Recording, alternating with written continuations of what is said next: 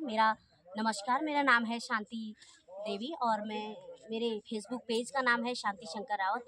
आप सभी का स्वागत है मेरे पेज में। तो मैं आई हूँ आज अपने मायके में। हमारे मायके की ग्राम सभा सीमा सैकुड़ा बुंगीधार बजा और सैकुड़ा, ये है हमारी ग्राम सभा। तो अलग अलग तोक है ये। इन जो आज ये तोक है ये है सैकुड़ा तोक। बुंगीधार की ग्राम सभा है, तोक है सैकुड़ा। तो हम यहाँ आए हैं ठुलढुंग देखने। तो आज उत्तरायण का मैं मायके आई थी। मायके में बेटियाँ आती हैं सगान वगैरह का, हमारे पहाड़ों में कल्चर होता है। तो आज उसी उपलक्ष्य में आई थी और मुझे यहाँ ठुलढुंग आने का भी सौभाग्य प्राप्त हुआ। तो भैया मैं आपसे कुछ जानना चाहती हूँ, क्योंकि मैं यहाँ रही नहीं हूँ, मैं बचपन से नैनीहाल रही हूँ। तो मैं आपसे उसका कुछ इतिहास जानना चाहूँगी, आप बताइए। सबसे पहले आप अपना शुभ नाम बताइए। जी बिल्कुल। शांति जी, सबसे पहले आपका बहुत बहुत धन्यवाद। आप गांव आए, हमारे छठे उत्तरणी महाकौतिक जिसे हम कहते हैं यहाँ पे, आप उसमें आए और आपका सबसे पहले धन्यवाद। और आप मैके भी आए, आपने बताया, आपको खुद बधाई, आप यहाँ पे आए हैं। ठुलढुंग आपने देखा। मेरा नाम विक्रम सिंह बंगारी है, मैं सरपंच हूँ ग्राम सैकुड़ा में और ये मानिला के ठीक नीचे पड़ता है।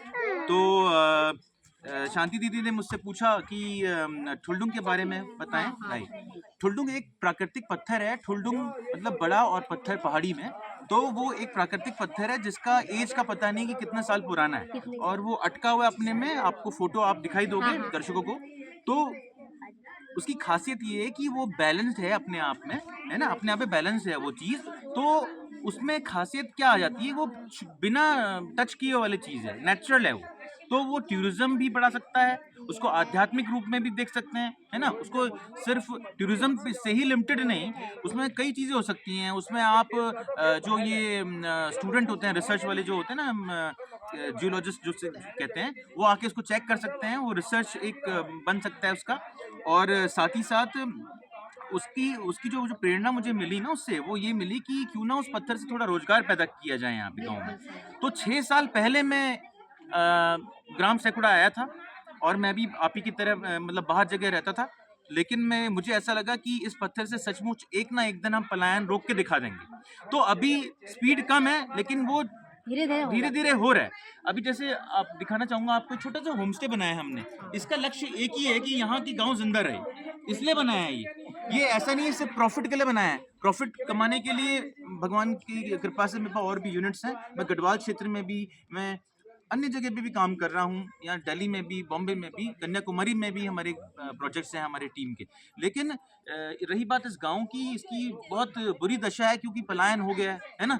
और अब मैं रोकना पड़ेगा हम सर। यहाँ रोड की दिक्कत है बहुत।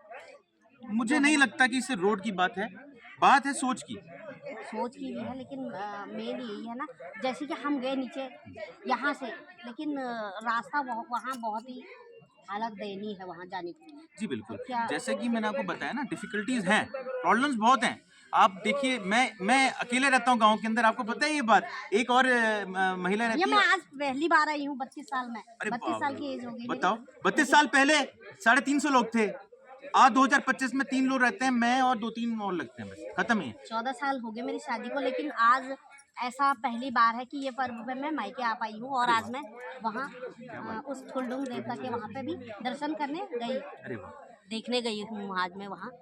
तो और आगे का तो क्या? मैं ये है कि जैसे मैंने आपको बताया ना, जैसे ये होम स्टे है, उदाहरण के तौर पे इसका एक ही चीज है कि गांव जिंदा रहे।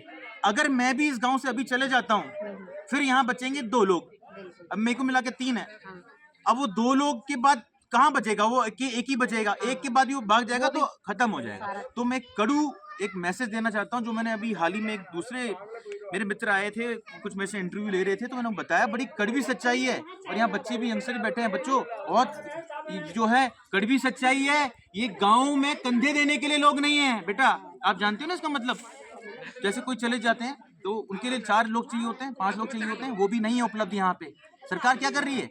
कुछ नहीं। इसलिए आप सरकार पे भरोसा बिल्कुल भी मत करना। हमें सरकार पे निर्भर ना रहकर कदम उठाने पड़ेंगे। ना निर्भर ना भरोसा, आपको स्वयं काम करना पड़ेगा। तभी हम, इसलिए मैंने आपको उदाहरण दिया है। मैं एज अ युवा सरपंच ग्राम सैकुड़ा का, मैं आपको एकदम क्लियर संदेश देना चाहता हूँ। सीएम साहब को भी, धामी जी को भी क्लियर संदेश देना चाहता हूँ, राज्यपाल जी को भी क्लियर संदेश देना चाहता हूँ।